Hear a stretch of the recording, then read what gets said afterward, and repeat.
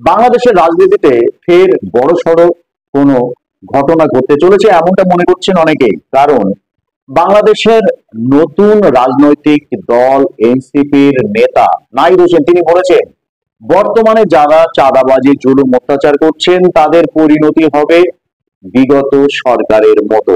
অর্থাৎ তিনি ইঙ্গিত দিয়েছেন, বর্তমানে এই আওয়ামী লীগ সরকারের নেতারা ভারত সহ বিভিন্ন দেশে অবস্থান করছেন, তারা দেশে নেই। 2024 সালের 5ই আগস্ট শেখ হাসিনা সরকারের পতন হয়েছে। আর এই পতনের পর বাংলাদেশে তত্ত্বাবধায়ক সরকার গঠন হয়েছে, যার নেতৃত্ব দিচ্ছেন নোবেল বিজয়ী মোহাম্মদ ইউনূস। পাশাপাশি নতুন একটি রাজনৈতিক দলও তৈরি হয়েছে, যার নাম এনসিপি। ইতিমধ্যে আমরা দেখেছি গত 1 মাসে বাংলাদেশে বেশ কিছু ঘটনা ঘটেছে। বাংলাদেশের কুমিল্লা জেলা, সেখানে এক মহিলার ঘরে, বলা হলো এক হিন্দু মহিলার ঘরে, যার স্বামী প্রবাসে থাকেন অর্থাৎ বিদেশে কর্মরত, এক ব্যক্তি ঢোকেন এবং তাকে জোর করে তার উপরে অত্যাচার করা হয় সেই মহিলার সাথে। পরবর্তীতে এই এলাকার আরো কয়েকজন দরজা ভেঙে ঘরে ঢোকে এবং সেই মহিলার সাথে করা হয় অত্যাচার, তার ভিডিও রেকর্ড করেন সেই যুবক এবং ব্যক্তিরা যারা ওই সময় দরজা ভেঙে ঘরে ঢুকেছিলেন।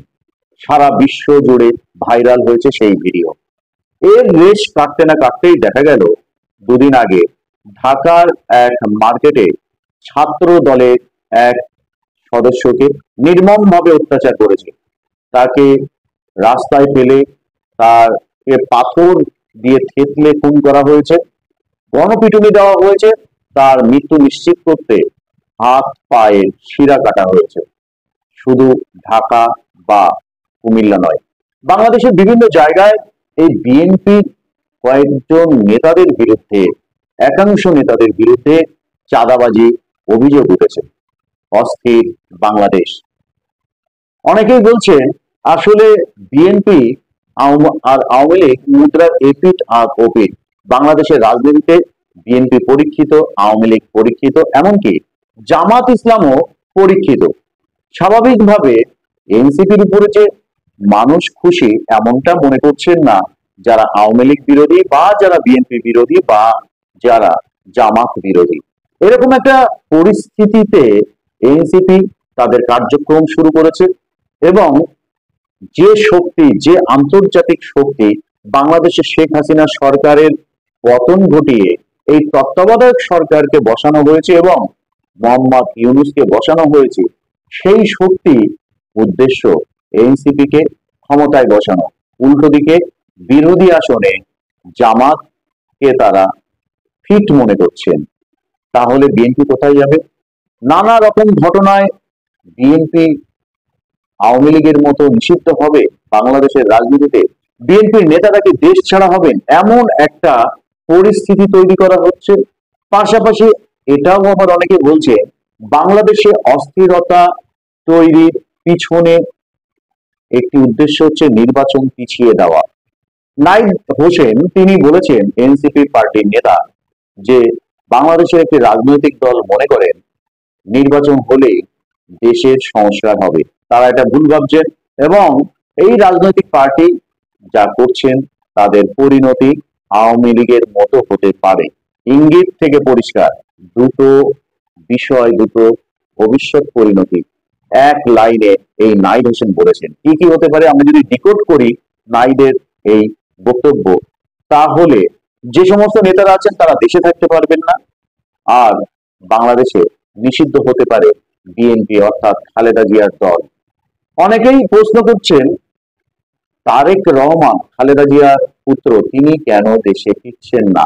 আমরা জানি বিএনপির নেতারা ঢাকা থেকে লন্ডনে উড়ে গিয়ে তারেক রহমানের সঙ্গে দেখা করেছেন। এমনকি লন্ডন সফরের সময় বাংলাদেশের এই তত্ত্বাবধায়ক সরকারের প্রধান উপদেষ্টা মোহাম্মদ ইউনূস তিনিও তারেক রহমানের সাথে সাক্ষাৎ করেছেন। আসলে তারেক রহমানের বিরুদ্ধে বাংলাদেশে যে মামলাগুলো আছে সেই মামলাগুলো এখনো এমন নিষ্পত্তি হয়নি যাকে কেন্দ্র করে তারেক রহমান নিরাপদে বাংলাদেশে ফিরতে পারেন এবং থাকতে পারেন। অনেকে আবার বলছেন তারেক রহমান যখন অতীতে দেশ ছেড়েছিল সেই সময় এমন কিছু শর্ত ছিল, সেই শর্তের কারণে তারেক রহমান হয়তো দেশে ফিরতে পারবেন না। আর তার পিছনের কারণ কি খোলসা করে কেউ বলছেন না, তবে অনেকে বলছেন তারেক রহমানের ভয় বাংলাদেশের সেনাবাহিনী। বাংলাদেশ সেনাবাহিনীতে এমন কিছু পদস্থ সদস্য, কর্তা, যাই বলি না কেন আছেন, যারা বহাল থাকলে তারেক রহমানের ফেরাটা সহজ হবে না। সহজ হবে তখনই সেই সমস্ত পদাধিকারী, সেনা কর্তারা যদি গ্রিন সিগন্যাল দেয়। প্রকাশ্যে কেউ কিছু বলছে না, তলে তলে আপাতত এটুকুই বলছে তারেক রহমানের ফেরা নিয়ে।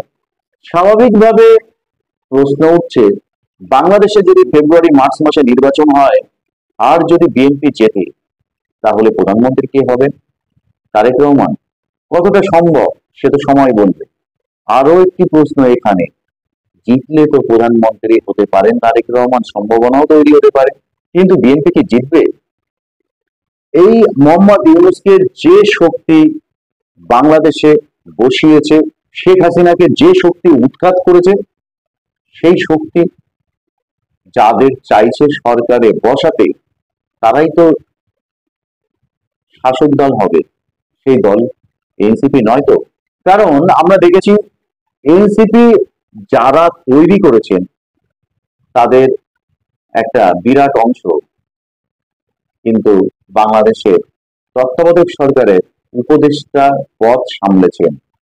এবং অনেকেই বলছেন এই এনসিপি পার্টিটা হচ্ছে মোহাম্মদ ইউনূসের ব্রেন চাইল্ড। তাহলে মোহাম্মদ ইউনূস কি এনসিপি কে ছাড়া অন্য কোনো রাজনৈতিক দলকে চাইবেন শাসক দল হিসেবে? সরকার গঠন করবে বিএনপি, এটা মোহাম্মদ ইউনূস চাইছেন না, এমন মতও ঘোরাফেরা করছে। ইতিমধ্যে শেখ হাসিনা বলেছেন তিনি বাংলাদেশে ফিরবেন এবং কত ধানে কত চাল সেটা তিনি বুঝিয়ে দেবেন, নিজে মামলা লড়বেন। জুলাই মাসে শেখ হাসিনার এটাই ছিল শেষ সমাজ মাধ্যমে বার্তা। স্বাভাবিকভাবে শেখ হাসিনা বাংলাদেশে ফিরবেন এমন আশা দেখছেন তার এই মন্তব্য ডিকোড করে। কিন্তু সেটা কতটা সহজ হবে? সত্যি কি শেখ হাসিনা দেশে ফিরতে পারবেন? এই কঠিন কিভাবে সহজ হবে, এই প্রশ্নের উত্তর অনেকেই খুঁজছেন কিন্তু কেউ পাচ্ছেন না। ইতিমধ্যে শেখ হাসিনাকে নিজেদের কবজায় পেতে ঢাকা দিল্লির কাছে দরবার করেছে। ভারত এবং বাংলাদেশের গঙ্গা চুক্তি নবীকরণ হবে 2026 সালের পরে। তার আগে, কারণ 2026-এর ডিসেম্বরে এই ভারত বাংলাদেশ গঙ্গা চুক্তি শেষ হবে, তার নবীকরণ হবে তারপরে। কিন্তু এই চুক্তির নবীকরণ করতে গেলে যে খসড়া করতে হয়, যে মডিউল করতে হয়, সেটা করার জন্য বাংলাদেশের একটু আগ্রহ নেই, এমনটা দাবি দিল্লির কূটনৈতিক পাড়ার। যদিও বাংলাদেশ থেকে একটি টিম মুর্শিদাবাদে এসে ফারাক্কা ব্যারেজ ঘুরে গেছে, তারপরও দিল্লি একাধিকবার এই মডিউল তৈরি করার জন্য বাংলাদেশকে নক করেছে। কিন্তু বাংলাদেশের আগ্রহ এই গঙ্গা চুক্তির থেকে অনেক বেশি শেখ হাসিনাকে কি করে তারা পাবে, প্রশ্নটা এখানেই। তাহলে কি শেখ হাসিনা বাংলাদেশে ফিরতে চলেছে? না, প্রধানমন্ত্রী হিসেবে না, শেখ হাসিনা একজন বাংলাদেশের আন্তর্জাতিক ট্রাইব্যুনালের অপরাধী হিসেবে। আসলে এই প্রশ্নটা নিয়ে অনেকেই দ্বিধাবিভক্ত। অনেকেই ভাবছেন শেখ হাসিনা কে হয়তো দিল্লি ঢাকার হাতে তুলে দেবেন শেখ হাসিনাকে। আবার অনেকে বলছেন না, দিল্লি এই কাজটি করবেন না। এখানে বেশ কিছু জটিলতা আছে, এটা বাংলাদেশের তত্ত্বাবধায়ক সরকারও জানে। কিন্তু সেই জটিলতাগুলো, সেই চুক্তির নিয়মগুলো, সেগুলো কখনো প্রকাশ্যে বলা যায় না। আর এটাকে হাতিয়ার করে বাংলাদেশের মানুষের ভোট পেতে একটা মগজ ধুলাই করছে না তো এই ইস্যুটা দিয়ে, এমনও বলছেন অনেকেই। বাংলাদেশের যারা আওয়ামী পন্থী আছেন তারা মনে করেন শেখ হাসিনা ফিরবেন, কিন্তু কোন অঙ্কে কোন পরিস্থিতিতে সেটা তাদের জানা নেই। তাদের অনেকেই বিশ্বাস করেন বাংলাদেশের পরিস্থিতি স্বাভাবিক হবে, তবে সেটা এখন নাকি পরে। বাংলাদেশে এই আওয়ামী লীগ পন্থীরা কোথায় যাবেন আগামী নির্বাচনে? আওয়ামী লীগ কি ভোটে লড়তে পারবে? এটাও কিন্তু অনেকেই প্রশ্ন করছেন। আওয়ামী লীগ ছাড়া বিএনপি কি ভোটে যাবে, এই প্রশ্নটাও করছেন। কারণ অতীতের যে ইতিহাস, সেই ইতিহাস বলছে আওয়ামী লীগকে ছাড়াই বিএনপি ক্ষমতায় গিয়ে টিকতে পারেনি, 3 মাসের মধ্যে নির্বাচনে যেতে হয়েছিল, আর আওয়ামী লীগ সেই নির্বাচনে জিতেছিল। ইতিমধ্যেই বাংলাদেশে গত 11 মাসের যে অস্থিরতা তৈরি হয়েছে, তাতে করে অনেকে বলছেন এর থেকে তো শেখ হাসিনা ভালোই ছিল। এবং আমরা যদি দেখি আন্তর্জাতিকভাবে ভূ রাজনীতিতে বাংলাদেশ একটা যুদ্ধ ক্ষেত্রে পরিণত হচ্ছে। এখনই আমরা দেখতে পাচ্ছি না, অথচ যুদ্ধ হচ্ছে চীনের সাথে আমেরিকার। এবং এই যে যুদ্ধে পাকিস্তান আছে, পাকিস্তানের সাথে আমেরিকার সম্পর্ক ভালো, চীনের সম্পর্ক ভালো। পাকিস্তান আবার তুরস্ককে সঙ্গী করে বাংলাদেশে ঘাঁটি গাড়ার চেষ্টা করছে, এবং বাংলাদেশে একটা ড্রোন ঘাঁটি করবে তুরস্ক। তুরস্ক থেকে ইতিমধ্যে বাংলাদেশে কোথায় কি করা হবে তার পুরো পরিকল্পনা করা হয়েছে। ভিজিট করেছেন তুরস্কের প্রতিনিধি দলও।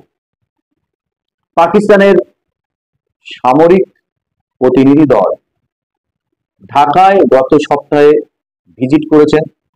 এমনকি তারা চট্টগ্রামে গিয়ে যেখানে রোহিঙ্গা ক্যাম্প আছে সেখানেও ভিজিট করেছেন, কথা বলেছেন। দিল্লির নজর কিন্তু বাংলাদেশে কারা ঢুকছে, কারা বের হচ্ছে, কারা কোথায় কি করছে, সব দিকে নজর রেখেছে দিল্লি। ঠিক সময় ঠিক কাজটা অজিত দোভাল, নরেন্দ্র মোদী, জয়শঙ্কররা করবেন এমন আশা করে প্রতিবেদনও করছেন সর্বভারতীয় একাধিক সংবাদ মাধ্যম থেকে। আমার মতো যে সমস্ত সাংবাদিকরা বিশ্লেষণ করে তারাও। কিন্তু বাংলাদেশের পরিণতি কি হবে যদি এনসিপি ক্ষমতায় আসে? এই উত্তর কিন্তু কারণ নেই, কেউ এখনো প্রশ্নটা তুলছে না। তোলার সেই সাহস বা কৌশল এখনো তারা দেখাতে পারছেন না যে বাংলাদেশে বিএনপির রাজনৈতিক ভবিষ্যৎ সংকটে পড়তে পারে। আর এর মধ্যে অনেকে আবার প্রশ্ন করছেন বিএনপি কর্মীরা, নেতারা হঠাৎ করে কেন অসহিষ্ণু, অস্থির হয়ে গেলেন? তারা মেলানোর চেষ্টা করছেন 2024 সালের জুলাই এবং আগস্ট মাসে বাংলাদেশে যে সরকার পতনের আন্দোলন হয়েছিল, সেই আন্দোলনে একটা ক্ষিপ্রতা দেখা গিয়েছিল জনগণের মধ্যে, যেটা স্বাভাবিক নয়। কি এমন রাসায়নিক বিক্রিয়া ওই সময়ে একটা বিরাট অংশের মানুষের মধ্যে হয়েছিল যারা পথে নেমেছিল? কি সেই রাসায়নিক বিক্রিয়া, কোন কারণে, উৎসটা কি? এরও কারণ খুঁজছেন অনেকেই। এটাকে অনেকে বলছেন রাসায়নিক বিক্রিয়া। কিভাবে সম্ভব সেটা? সেই একই রকম মোট এই বিএনপির বেশ কিছু নেতাদের মধ্যে দেখা গেছে। শুধু তাই না, বিভিন্ন অকারেন্সে দেখা যাচ্ছে সেই ক্ষিপ্রতার মোড় এখনো আছে। তাহলে কি সেই রাসায়নিক প্রয়োগ এখনো কোনো একটা অংশের মধ্যে করা হচ্ছে, কিন্তু কিভাবে? এই প্রশ্নের উত্তরও কারো কাছে নেই। যদিও যারাই প্রশ্নগুলো তুলবেন তারা আমার মতো বিভিন্ন পেশার, কেউ বিশ্লেষক, কেউ সাংবাদিক, আবার কেউ শিক্ষা জগতের লোক, কেউ প্রাক্তন আমলা। কিন্তু তারা বাংলাদেশে প্রকাশ্যে এই প্রশ্নগুলো যে তুলবেন সেটাও পারছেন না। একান্ত আলাপচারিতায় অনেকে কথাগুলো পরিচিতদের মধ্যে শেয়ার করছেন, আর সেগুলো লিক হয়েছে বলেই আমি বলতে পারছি। প্রশ্নটা এখানে, এও সম্ভব আসলে এরকম অনেক কথা আমরা শুনতে পাচ্ছি। তাহলে বাংলাদেশ কি একটা লাইভ ল্যাব হচ্ছে, যেখানে মানুষের ভিতরে এমন কিছু রাসায়নিক প্রয়োগ করে মানুষের মোড পরিবর্তন করা যায় এবং সেটা দিয়ে একটা সরকার ফেলে দেওয়া যায়? এরকম কি কোনো জৈব রাসায়নিক অস্ত্র পরীক্ষা হলো বাংলাদেশে 24 সালের জুলাই আগস্টে? তাহলে কি বিএনপি কেও একইভাবে বাংলাদেশের রাজনীতি থেকে পুরো মাইনাস করতে, সরাতে একই পদ্ধতি অবলম্বন করবে যে শক্তি আওয়ামী লীগকে সরিয়েছিল? প্রশ্নটা ওঠে যদি এই জৈব রাসায়নিক প্রয়োগটাকে বিশ্বাস করতে হয়। আসলে হচ্ছে এটা কি বাংলাদেশে? কেউ জানে না, কেউ বুঝতেও পারছে না। সবাই মনে করছেন আসলে এই দেশটা আর দেশ নেই, এই দেশটা দেশ হয়ে গেছে, দেশের কুণ্ডলিতে পরিণত হয়ে গেছে। একটা দয়কার তালিবস্যা দেশ, আর একটা দয়কার পেট কাটা মধ্যমস্যা দেশ, অর্থাৎ হিংসা। বাংলাদেশের চারিদিকে এত অস্থিরতা, এত হিংসা, এত লুট, কেন? কেন হঠাৎ মানুষের মধ্যে এত অস্থিরতা? কোন কারণে? এর উত্তরটা আসলে কেউই দিতে পারছে না। একটা অংশ মনে করছেন আসলে এই কাজগুলো যারা করছে তারা নেশা করে, অথচ বাংলাদেশে নেশা নিষিদ্ধ।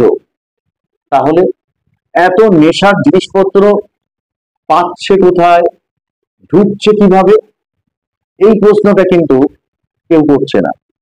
তাহলে কি বাংলাদেশের নেশার জিনিস অবৈধভাবে যত্রতত্র পাওয়া যায়, এতটাই সহজলভ্য? এবং নেশা করে এই ধরনের কাজ, তাহলে তো পৃথিবীর যে সমস্ত দেশে খুব সহজে নেশা করা যায়, এরকম ঘটনা ঘটতে পারে, কই তা তো ঘটছে না। আসলে এরকম যুক্তিহীন কথাগুলো অনেকেই বলছেন, পিছনের কারণ কি? এত এরকম কারণ একটাই, তাদের কাছে এই ধরনের উত্তর নেই। বাংলাদেশে সব মিলিয়ে নির্বাচন কবে হবে, এই প্রশ্নের উত্তরও কারোর কাছে নেই। কবে হবে নির্বাচন, সেই অপেক্ষা করতে করতে করতে করতে 2025 পার হয়ে 26-এ ফেব্রুয়ারি মার্চ মাস পার হয়ে যাবে না তো? ইতিমধ্যে মোহাম্মদ ইউনূস, প্রধান উপদেষ্টা তত্ত্বাবধায়ক সরকারের, তিনি নির্বাচন করার জন্য যাবতীয় পদক্ষেপ গ্রহণের পথে এগিয়ে গেছেন। তাহলে অনেকেই আবার বলছেন আসলে মোহাম্মদ ইউনূসের একটা লক্ষ্য আছে, বাংলাদেশের রাষ্ট্রপতির চেয়ার। এনসিপি সরকারে আর রাষ্ট্রপতি মোহাম্মদ ইউনূস কতটা এই মিশন সফল হবে আর করতে পারবেন, সেদিকে তাকিয়ে থাকতে হবে আমাদের। আপনারা কি মনে করেন? কমেন্টস করে জানান।